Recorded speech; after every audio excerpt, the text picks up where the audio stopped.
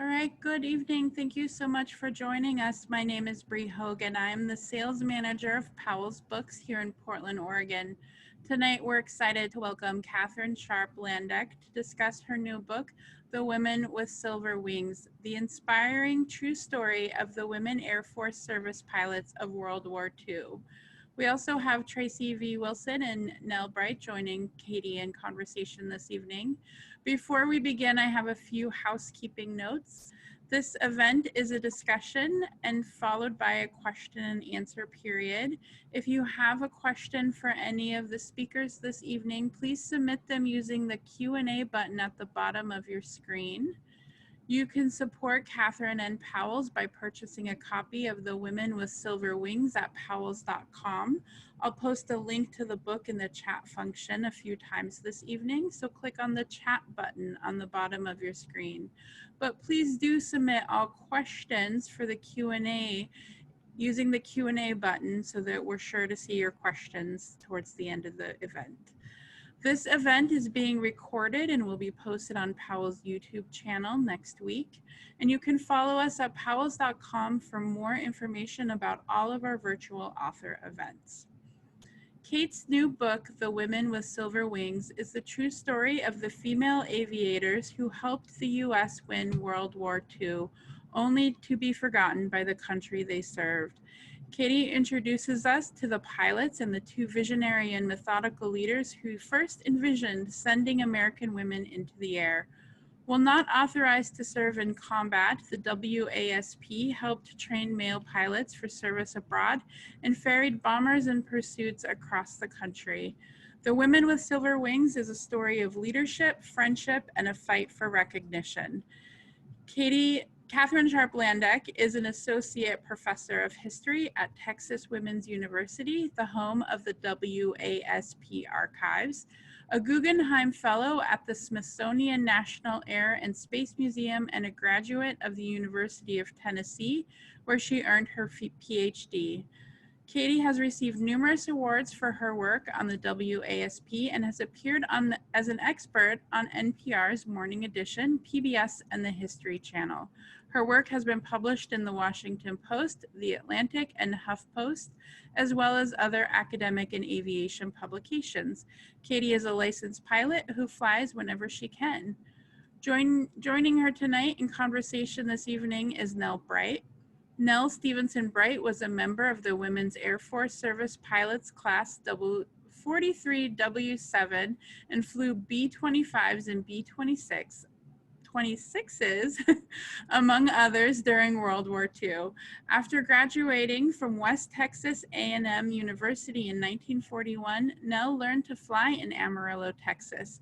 When she learned about Jacqueline Cochran's training program, she wrote to her right away and was admitted to the 7th class of trainees. After the WASP were disbanded in December of 1944, Nell went on to marry and have children and was a stockbroker in Phoenix, Arizona. She turned 99 in June and is living in Salt Lake City near her daughter. Moderating tonight's conversation is Tracy V. Wilson. Tracy has co-hosted the podcast Stuff You Missed in History Class along with Holly Frey since 2013. Stuff You Missed in History Class is a twice-a-week history podcast with new episodes every Monday and Wednesday. The podcast digs into topics that haven't gotten enough attention in the world of history, whether they're weird, wonderful, scary, or sad. Katie, Nell, and Tracy, thank you so much for joining us tonight. Thank you so much. Thank you. I've been told, I've learned today that during the war, Nell, your nickname was Mickey, so we're going to call you Mickey today. And to start off, can you tell us how you got interested in flying and how you learned how to do it? I got interested in flying when I was 8 years old. My dad took me out to the to a pasture in West Texas to see one of the World War I barnstormers flying through in a biplane, open cockpit. my dad asked me if I wanted to go up, and I said, sure. So they rounded up lots of pillows to sit me on, and I got to go up in the open cockpit when I was 8 years old. And I must have decided then that was what I wanted to do. I'd actually forgotten, Kate, that you also are a pilot. So what is your story with that? Oh, I just always wanted to fly, and got a chance to get my license, and it was a lot of fun because I was getting my license while I was hanging out and spending time with the WASP, and they were all so encouraging and all celebrated me when I was done, and gave me grief when I complained about instrument training and all sorts of appropriate stuff. So it was just something I always wanted to do, and really, I think, helped me relate to Mickey and all her friends, because I had the same passion as they did. So that was a lot of fun. So Mickey, what made you want to be a WASP? I didn't know, they were just starting that program, and I didn't know anything about it until I read about it. I was out flying one day, picked up a flying magazine there at the airport, and read about them starting that, and wrote a letter to Jacqueline Cochran, and was called to Fort Worth, Texas for an interview. And that's first that I knew that and they were just starting then. And I saw the 43W7, I was in the 7th class. So I got a letter right back that I had been accepted after my interview, and went to Sweetwater in May of 1942. So was your interview with Jackie Cochran? Yes, it was. What was she like? She seems like such a character from She was kind of the all book. business. She was all business. She asked you questions, from personal questions to education to everything. And since I graduated from college when I was 19, and I think that she was impressed that I already had my degree, and I'd been working on the newspaper and taking flying lessons, and I had the qualifications. I had my private license and 75 hours of flying. And that was what we had to have at that time. And but she didn't pull any punches, and didn't give you the idea that it was going to be a bed of roses either. Yeah. Yeah. Kate, you have talked to me about Jackie Cochran a couple times. Do you have a favorite anecdote about her that you'd like to share with everybody? I don't know. I think the thing about Jackie is she was so determined for this program to succeed, and so determined to keep them in line. She cared about her reputation. She cared about their reputation. And when they started down in Houston, they were in Houston for 6 months or so, and then they moved up to Sweetwater, where Mickey started. And they were in all these different housing and such, and she wanted them all to go to the hairdresser once a week, to get their hair done once a week. And they were at the airfield all day in the summer, getting hot and sweaty and all of this, and she wanted them to look good and have their hair done and look proper. And I don't think that lasted very long. Was that still in place, Mickey, when you were in Sweetwater? No, it wasn't. No. Right. It was too hot, and the wind blew and the sand blew, and there was no way. You had to wash your hair every day. Right. And then tie it up in a bun or something. So what was training like in Sweetwater when you were there? Well, it was up at 6 o'clock in the morning, breakfast, marching everywhere we went. And then we either had flying in the morning and ground school in the afternoon, or vice versa. Lunch, back to either flying or ground school. Link trainer, where we would sit in and fly by the instruments. And it was, and then we hardly had time to breathe. And then into bed at 10 o'clock, up the next morning, 6 o'clock, and the same thing. And And you didn't do any complaining either. Did you have days off where you got to enjoy yourself some? No, not No? to begin with. When we first got there, we were quarantined to the base for 4 weeks, and then we could get off, I believe, on Sunday, because we got the same training as the men, except they took every weekend off and had time off between primary, basic, and advanced. We went right through. We didn't take any time off. We finished and got our wings in 6 months. Took them. Oh, wow. And so that was it was tough, and some of the girls didn't like it, and they resigned. Some of them were washed out. There were about 100 girls started in our class, and there were 57 that graduated. Mm-hmm. Oh, wow. Mickey, if I could ask kind of a follow-up, Mickey, did you ever get to go out to Lake Sweetwater? Oh yes, we went out to Lake Sweetwater on the weekends, either Saturday or Sunday, or sometimes we would get Saturday afternoon and all day Sunday off, which that was just heaven to do that. And of course, yes, we went to Lake Sweetwater a lot, and the swimming pool in the town of Sweetwater. And this little tiny town in Texas was not sure what to make of all these women out there. But this was Cochran's convent. And, because we were not allowed to date our instructors. That if you dated one of the instructors, you were out the next day. And we had very strict rules that we had to, this was the only, then the only, and still the only all women air base that the Air Force ever had. So I can't remember if this is something that that you talked about in your book, but I remember this is a thing that we talked about some years ago when you and I talked about this, Kate, was male pilots having like equipment problems and needing to land at Sweetwater because they really had to, and having to put a stop to that. Right. yes, Cochran put a stop to that. And they were having lots of emergency landings, but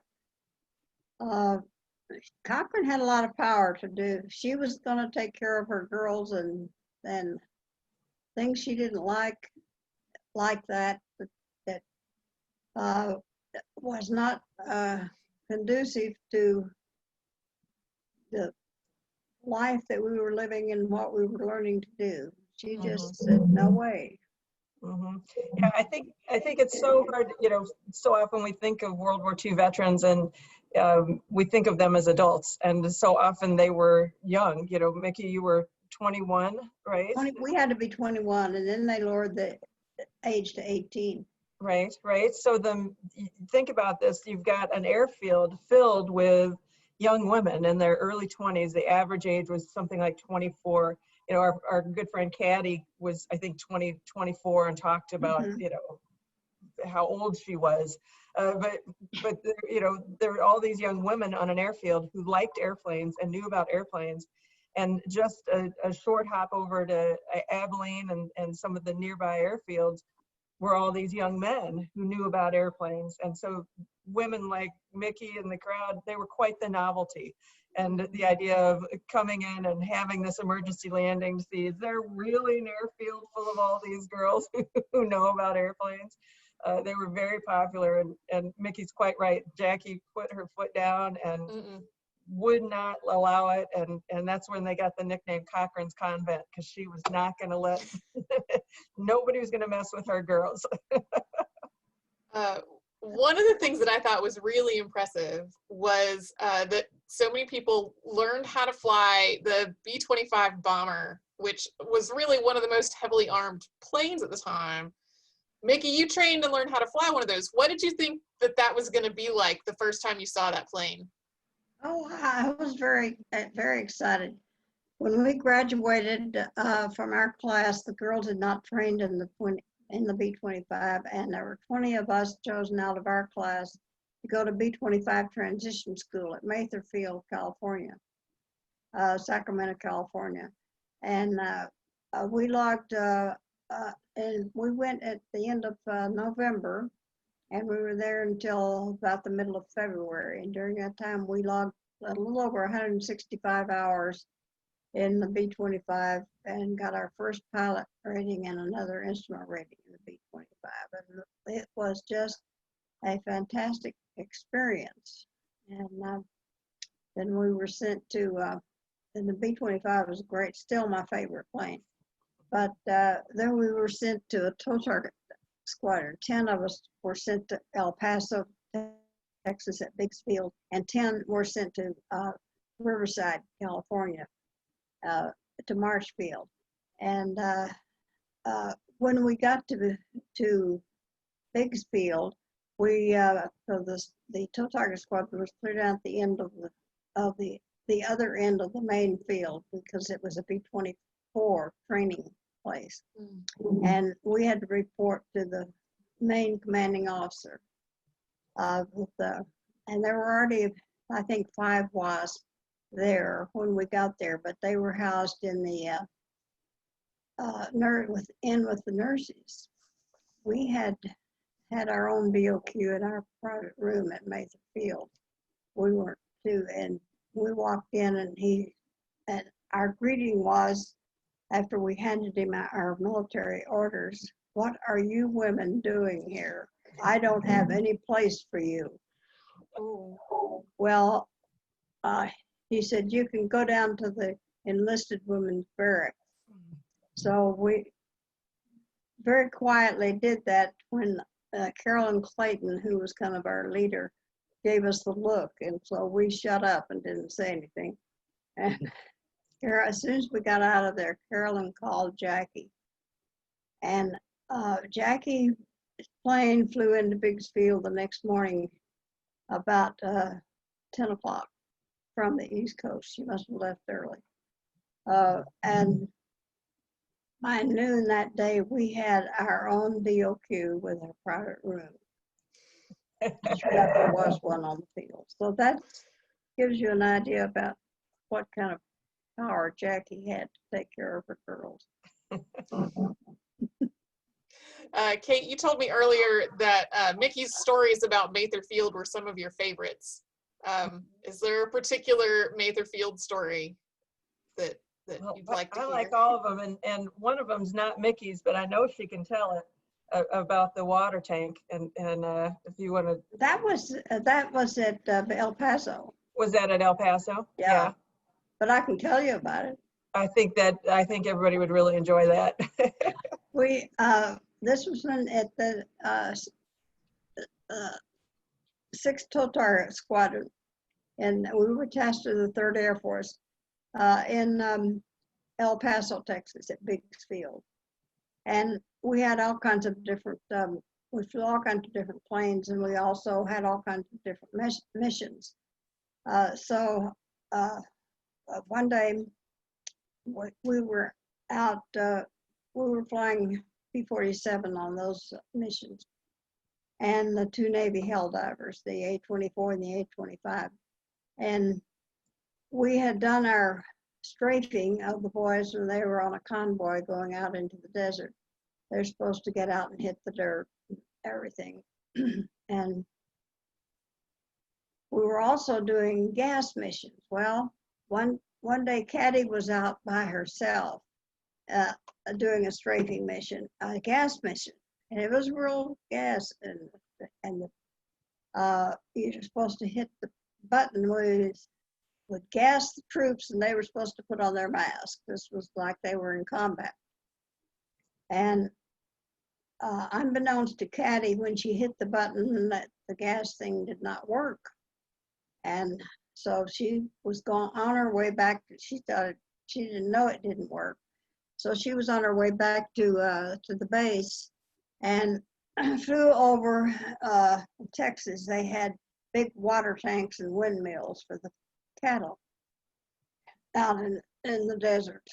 And she flew over and saw a whole bunch of the guys from Biggsfield and probably mostly from Biggsfield out skinny dipping in the big cow tank. So she thought that was a good thing to do, was to go down and strafe them. So Caddy got in the position and went down and went right over the top of their heads, and of course then had a strong pull up, and when she did, the gas went loose, and she gassed. So she says, "Oh my God, I've gassed all the troops," and so she went back. They all ducked under the water, I guess, but she went back to the field right away and called for emergency landing so she could go tell them to go save the troops, I guess. And fortunately, she got kind of a slap on the wrist, but that was it. And nobody got hurt, nobody got gassed. They all went under the water, I think. But anyway, she never got over that, and we never got over kidding her about it too. That would be a hard story to live down. Right? But Say that again, Kate. Said no more strafing skinny dippers. no more strafing skinny dippers. I don't know what I expected from that story, but that was amazing. So the two of you have known one another for many years. How did you meet and get to know each other? Who? The two of you. Okay, Kate and me? Yeah. Oh, Kate came to Oshkosh. There were about 4 or 5 of us that went to Oshkosh every year for about 12 years, and started in '96. And Kate was there that year, and she was going around very, "Oh, excuse me, ma'am, I'll interview you." and we would say, "What do you want to interview us about?" You know, we didn't think we'd done anything particularly, but anyway, we tried to be nice to her, and then before long we adopted her. That's right, you sure did. One of my favorite memories, so I got to spend, I would see Mickey and the whole gang 3 or 4 times a year, you know, at different aviation events at Oshkosh, at Women in Aviation, at, you know, just, I don't know, it just seemed like we got together a lot, but, and I didn't get to go to, EAA has a big fly-in in Oshkosh, Wisconsin every summer, and I haven't missed it since 1994, except for the year I gave birth. Like during Oshkosh week, the doctor wouldn't let me go to the air show, and imagine, and I called up there, you know, they called and said, "So, do you have it?" You know, I said, "Yeah, I had my daughter," and they were all at the AC-Doocy Club. Do you remember that, Mickey? Oh yes, Margot called me one night when we were at the AC-Doocy Club, and I said, "Margot, we're at the AC-Doocy. I can't talk right now. Goodbye." Yeah, and they did. But they called me from the bar. It's a big famous bar in Oshkosh, and there were, I don't know, about 10 of you around the table that I could hear raising. Well, I won't say what they're raising, but they were raising trouble, and, Right. and they all toasted me. I'm sitting in my hospital bed, and they all toasted me and on the birth of my daughter, and I don't know. That's one of my favorite memories. It's not an airplane. It's not in anything, but it was all of them raising all sorts of trouble at the AC-Doocy Club at Oshkosh and toasting for new child. So it was, I felt very grown up and missed them a lot, but it was fun. That's a lovely story. I don't know, it's a kind of corny story, but to me. So this is a picture from the very beginning of the book. Yeah. That's Mickey. Mickey, do you remember when this picture was taken? Well, it was taken at Biggs Field, where we had B-25s and B-26s, and that was a B-26 that I was standing under. And one of the Air Force photographers came around one day and was taking pictures, and I presume that was taken at that time. I had a lot of negatives that I didn't know what they were, and I sent them to TWU, and they had them printed, and Kate found that in my file at TWU. But that was taken at Biggsville, because we towed targets in B-25s and B-26s. And that was, and we love flying both of those. That was when you were towing targets, and you were being shot at with live ammunition, right? Yes, but we towed the targets 2,500 feet behind. Okay. One night was me and the crew were towing targets at night, and then they were supposed to use their expertise, if you want to call it that, on searchlights, and they were supposed to get the target in the searchlight, because they're shooting a real bullet. And they got the plane in the searchlight instead. And the flak started bursting right in front of us, and we did the evasion situation there and got out of the way, and I had the crew chief cut the target and radioed the ground that we were going back to base, that they shot, that their shots were in front of the plane, and when they learned to shoot better, we'd come back and fly for them again. So yes, I did shoot real bullets. Kate, how did that picture of Mickey come to be like in that sort of central place in the book? Yeah, you know, Mickey had sent her scrapbook down to Texas Women's University, which is where the WASP archives are. If any of you want to do research on the WASP or go look at more pictures, they've got thousands of pictures digitized. It's just a fabulous archive. But I happen to teach there and get to go there in the archives and bother them all the time. It's great fun. And when I found out Mickey had sent her scrapbook, it's like, okay, here I come. And that the negative for that picture was in a little envelope, you know, one of those little brown envelopes. It was one of those big old-fashioned negatives. And I was just holding it up to the light to see what it was. Like, this is a keeper. We need to, you know, what can we do with this? And they digitized it, and Mickey gave me permission to use it in the book, and I sent it to the press, to Crown Publishing, and, you know, can we use this as a chapter? What should we do with it? And they came back and said, no, we're putting that in the very front of the book, the full-size picture. They just all went as crazy for the pictures I did, because it's just, she's just gorgeous, obviously, and it's just a stunning photograph. So it was one of those where it'd been a long day of doing research and looking for pictures, and, you know, the stress of hurrying, pick your pictures, and then that just magically appeared. It was like a gift from Mickey. And I was so glad that she was able to be represented in the book in that way. And such a gorgeous picture. You're so gorgeous, Mickey. It's just fabulous.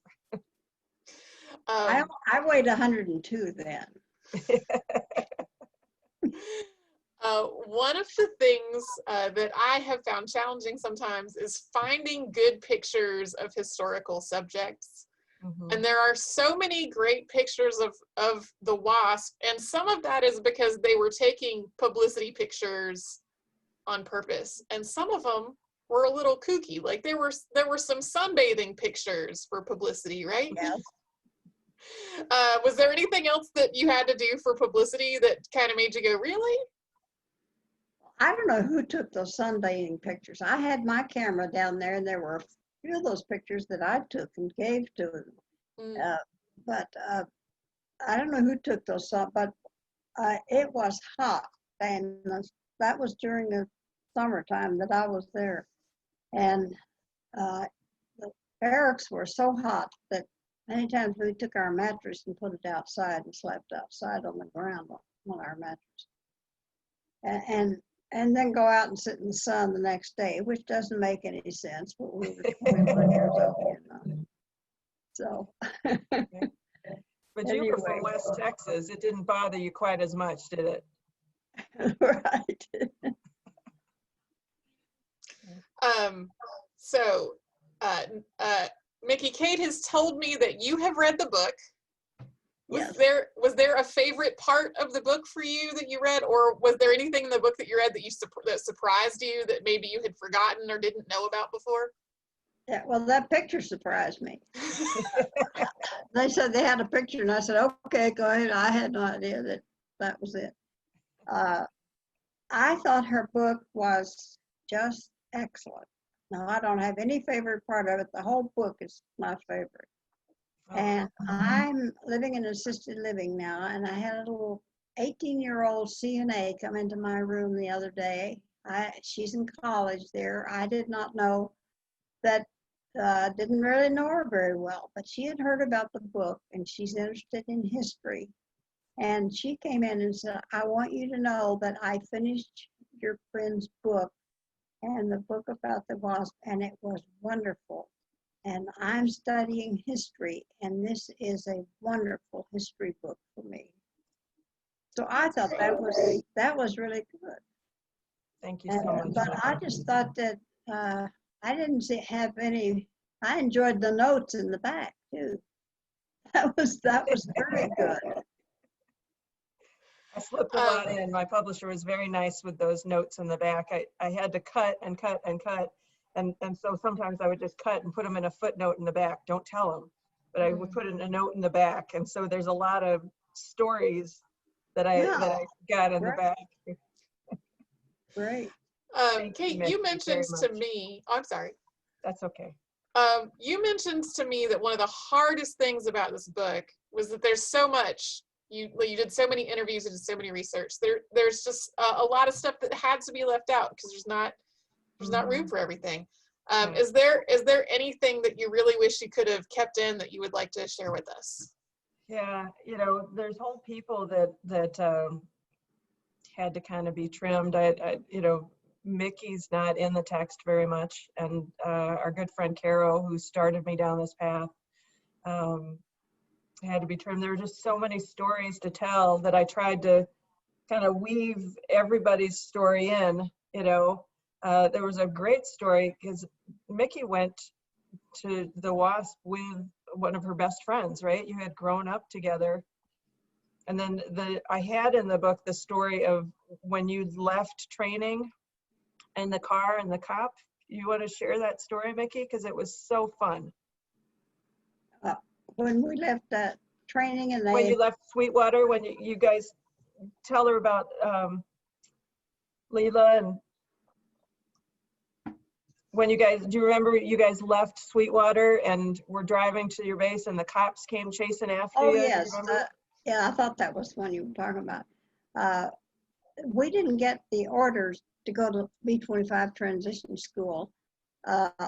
They didn't come in until after our graduation. This is on our graduation day, till after we, all the festivities were over and we were all headed home. And Leela and I, who both in the WASP, and we good friends from 4th grade and so forth. But so we were on our way from Sweetwater back to Amarillo, Texas, to Canyon, which is where we live. And all of a sudden, the highway patrol was after us, and we couldn't, pulled us over, and we could not figure out what was going on. What was going on was that Jackie had gotten the word that she could have 20 girls go to B-25 school. So she sent the highway patrol after all of us that were supposed to go. She down where we were and sent the cops after us and brought us back to Sweetwater. And then poor Leela didn't get to go to B-25 school, so then she had to get on a bus and go home by herself because she got leave, and we didn't get any leave. But that was, we couldn't figure out why in the world they were pulling us over, but that was the way Jackie wanted it. But she was hoping to get that before everything was over, but it wasn't as fast. communication as we have now. Okay. So before we get to Q&A from the audience, Kate, is there anything that you just really, really want people to know about your book? I think one piece, and I think Mickey has alluded to this, that I think is important is that it's nonfiction, and that, you know, I spent all these years doing the research on it, and I tried to follow the rule of 3 where everything's corroborated. So Mickey and I would sit down and she'd tell me a story and I'd say, that's great, Mickey. And then I'd go and I'd do research to make sure that, it, you know, she told me that story about the B-25 and the cops chasing her. And then I went and I found the documents that proved that. And so I had, with everything, I had multiple sources that were saying the same thing. And that was the rule I used before I put everything in the book. But I tried to write it in a way where it's a story where you can follow along, and I've, you know, had people think it was fiction. So that's something that I really tried to do, because I want people to know Mickey's story. I want people to know, you know, I never want to walk into another room where people haven't heard of the work that she did during the war, and that's so that's I think the biggest thing. I told you this, and I will now tell everyone this. The fact that people have read it and wondered that it's fiction tickled me a little bit when you told me that, because I read Hidden Figures when doing research for other stuff, and people had sort of the opposite reaction, where it was like they were thinking that they were reading a novel, but it was they had, it's the same sort of perception, but from a slightly different direction. It's like people think that your dialogue is kind of fictionalized, but it's not. And then they sort of thought these real people who were part of the space program were like characters that had been written. Right. So yeah. Anyway. I think there's a lot of good historical nonfiction that's being written, and you know, it's fun to write it that way. I had a good time, but using the quotes and using the real stories from, you know, Mickey's got more stories than you can imagine, and it's just the best. So we have questions from the audience. The first question that we have is from Michelle. And Michelle says, Kate, if you knew some of these women for a really long time, how much time did you actively spend researching and writing the book? Did you have an agent, and did you pitch with many publishers before you found the one who wanted the book? Right. Well, I worked on this with the WASP for a number of years. You know, I did my first interview with Mickey and a group of others in 1996, but I went through different phases. I did my master's thesis on the WASP. My question was whether they were effective pilots. I knew they were cool. I wanted to know if they were any good. My conclusion was yes, they were very good pilots. And then I expanded it to my dissertation, which brought them through 1964. So I got those post-war years, and then the book goes further. So I did a lot of different things. I actually, I have a mess in my corner I'd show you. I have like 8 full drafts of the book. They keep getting shorter and shorter, but I had a full draft of it in 2011 and decided I didn't like it, that it was not a book that everybody would want to read. It's not a book my mother would like. Not a book Mickey would like. You know, it was too academic, and so I scrapped it and started over, which took a lot of time and effort. And then I had the great advantage of, I spent many years looking for an agent. I pitched to a lot of agents, and I'm relieved that none of them took me, because several years ago, the fabulous Jen Marshall contacted me and said, you know, I would really like to represent you. And she's just phenomenal and helped me write a really good proposal that we actually pitched to 10 different, I've met with 10 different publishers, and Crown was, Emma Barry's my editor, and was so enthusiastic. There were several very good editors that I was fortunate enough to meet, and then I rewrote it again multiple times, you know, with feedback from them. So it was a very long process, and I think, you know, Mickey's been waiting for it since '96, and I just feel grateful to have had the support of of Mickey and the other WASP, and then again, my agent and editor and publisher have all been fabulous. Our next question is from Cece, and it's for Mickey. My mother's cousin, Nancy Batson Cruz, who I knew when I was a child, was one of the original WASP. Mickey, did you know her? Yes, I did.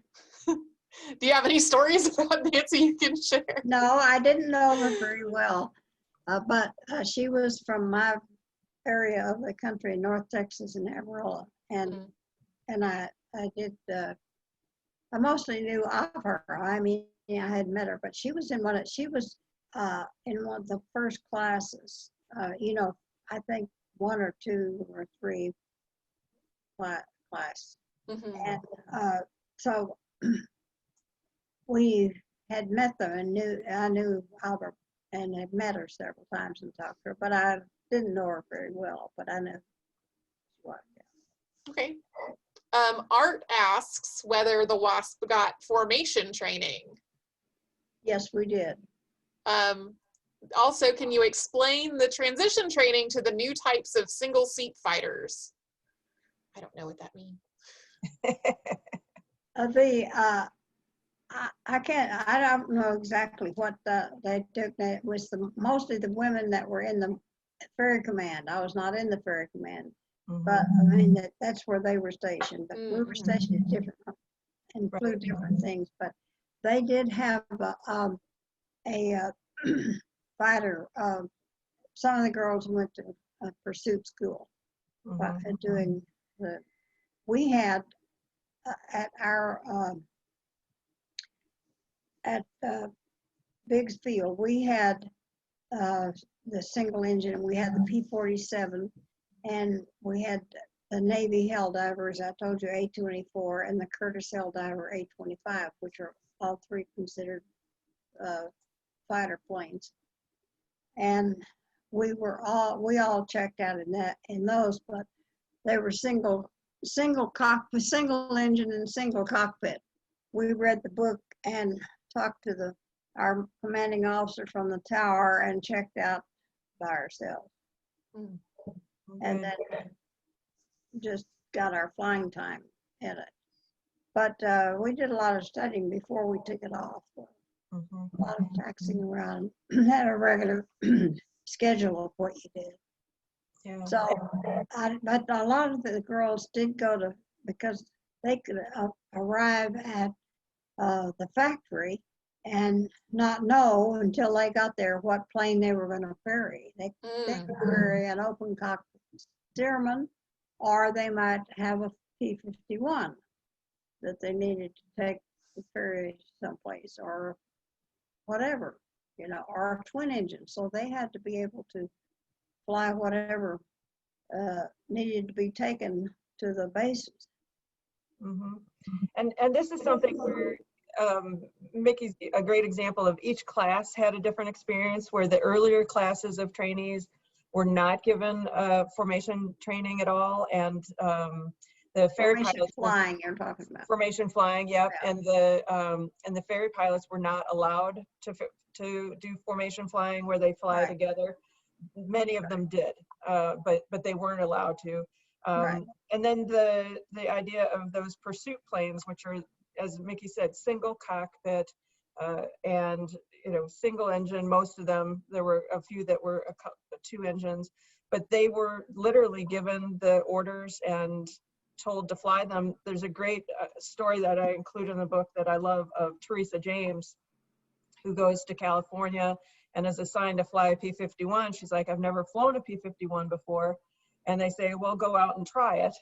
And she goes out and it gets one landing in and bounces all over the place because it flies so differently than the P-40 she's used to. And then the fog rolls in. So she gets on the ground, and the next morning she goes to take off. So they were supposed to have 3 landings before they went on something. And she went into the office and the guy said, oh, you're fine, go ahead. So she'd literally had 1 landing in the P-51 when she was sent to fly from California to Florida by herself. So it was very much a kind of seat of your pants flying and very independent independent experience for sure. Wow. Judith asks, I read somewhere that you had to buy your own uniforms, pay your own way there. I'm not sure you got a salary. If someone died, the family had to pay to get the body home. Is all of that true? That's all true. Yes. Because we were technically civil service. We're right. Not. Mm-hmm. Right. I also know that there were times when people took up collections to get a person's body back home also, because Right. there were women who were killed doing this service. Right. 38. We've got a couple of other questions about other WASP that Mickey may know. Mickey, do you know the living WASPs Iris Critchell and Catherine Vale? Yes, I knew Iris. She later on lived over in Prescott, which is close to where I lived in Arizona. So I knew her, and had spent some.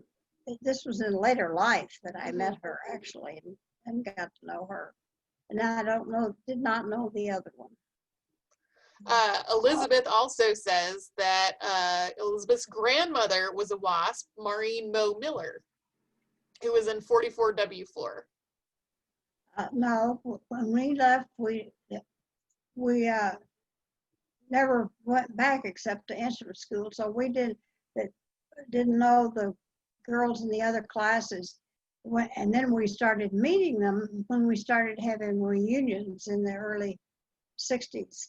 And we got to meet, that was the first time we met a lot of the girls in other classes. Even when we were in training in Sweetwater, we knew people in our own flight. In our class, we didn't even know everybody in our own class because we were kept so busy, we didn't have too much time to socialize. So that was it. Yeah.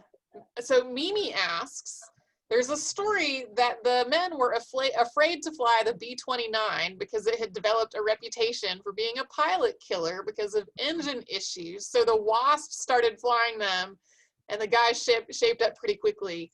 Is that true? That's true. That's also something that's in the book that I really enjoy reading that part of the book. Mickey, Yes. were you involved with the B-29s at all? No, I was not. No, but I knew the two girls that would. And then we met and visited several times with the Tibbetts at Oshkosh later on in life. And we said, how long did it take you to train the girls to fly the B-29? Weren't they there for a couple weeks or a month or so? And he said, a couple of weeks. He says, except he didn't say that. I thought those girls, they were flying that B-29 in 3 days. Yeah, and we really enjoyed visiting with him. Another one we visited with that spent a lot of time with us at Oshkosh in later years was Chuck Yeager. And of course, he was a really good friend of Jackie, so we enjoyed him too. And Charles McGee of the Tuskegee Airmen,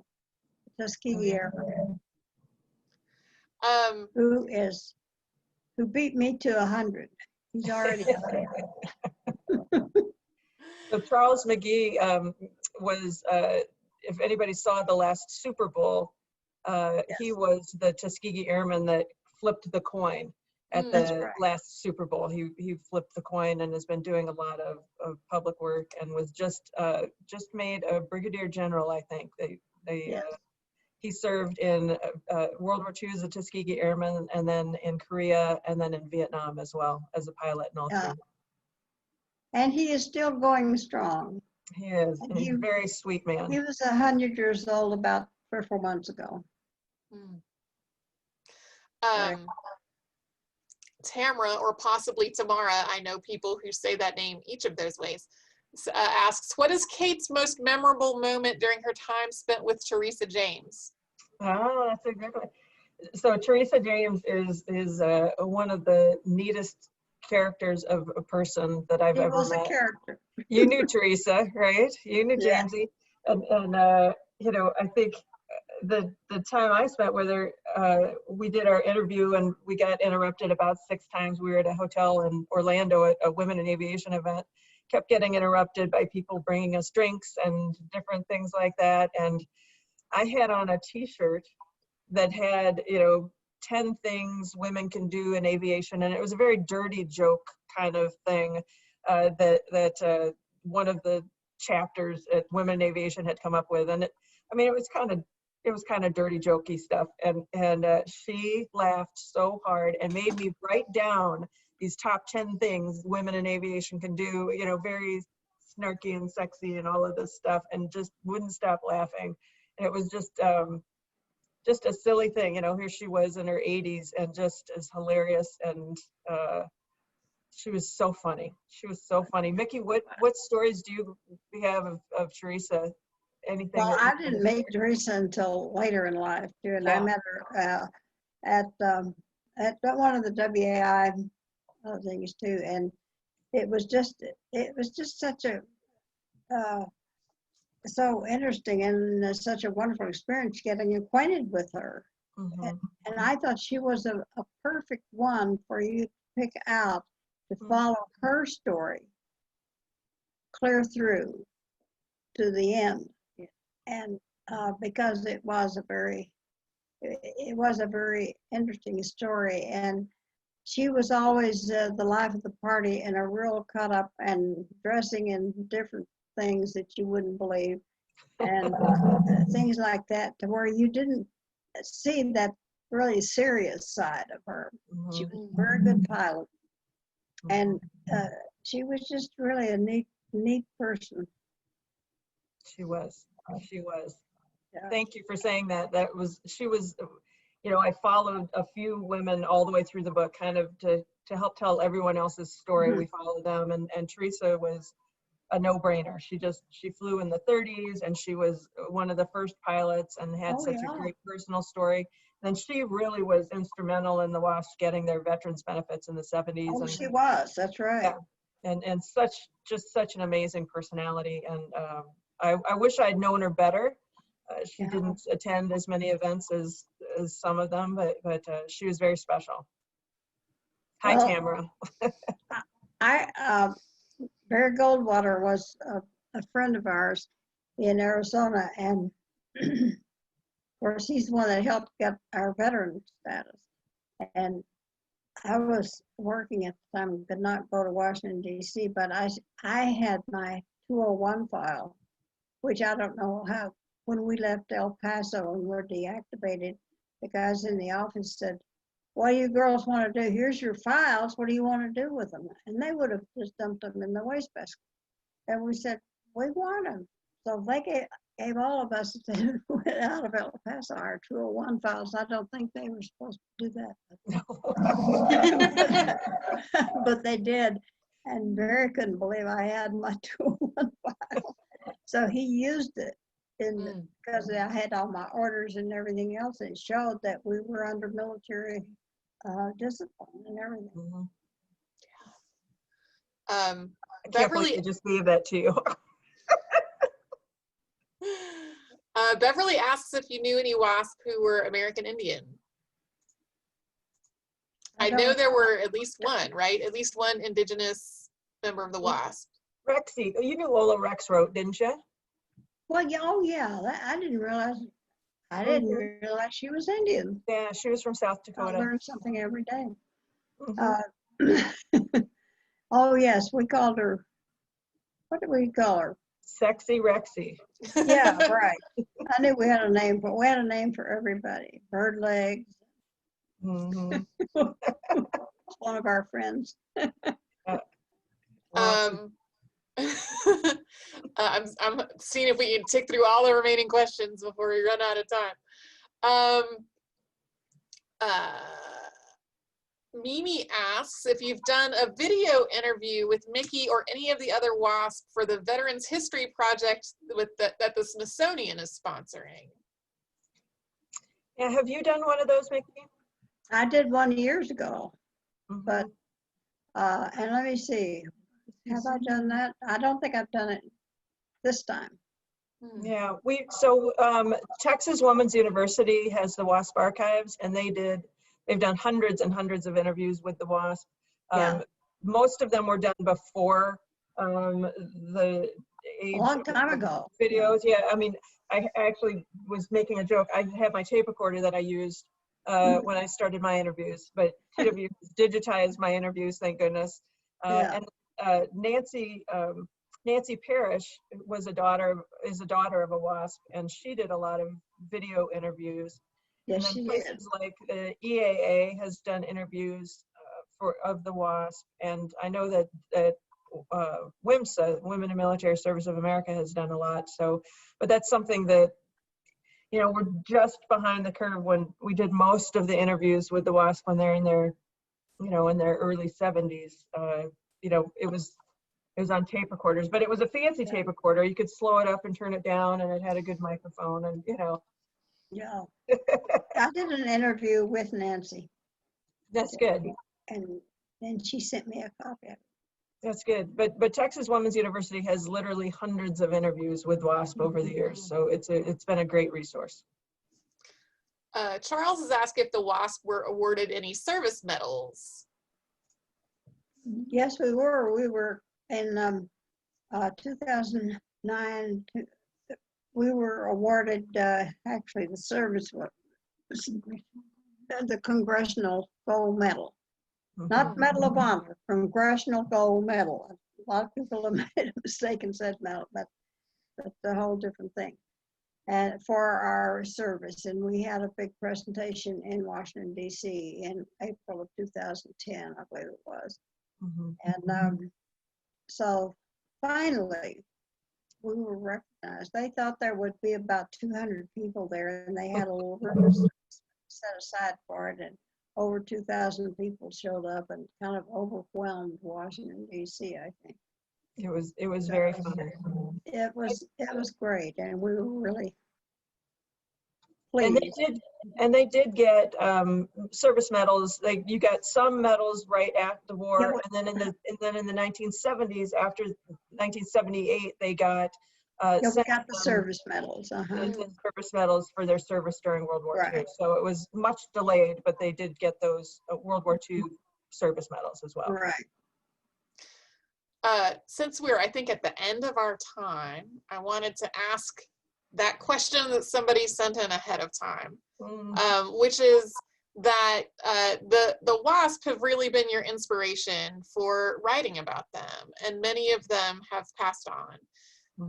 So with that in mind, are you going to keep writing about them now that you've finished your book? And if so, where do you think you will draw your inspiration?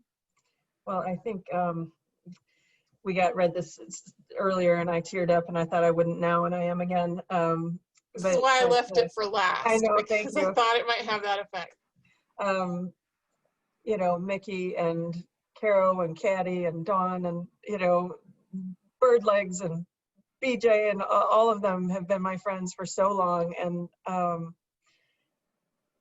how many historians get to spend their time hanging out and drinking gin with their friends and with their topics, but I promised Ethel and Vi and Mickey and everybody that I would continue to tell their story forever, and they've trusted me with it, and they trust me that I'll keep telling it. And this book is just the beginning, right, Mickey? That's right.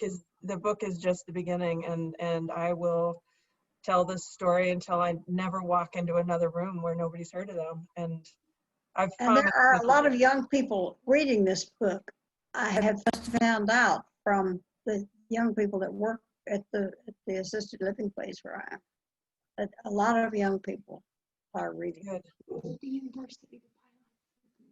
And yeah, we have two, University UVU, I think it is, and another one that and Westminster too, that have girls can major in aviation, and they're all learning to be pilots. That's great.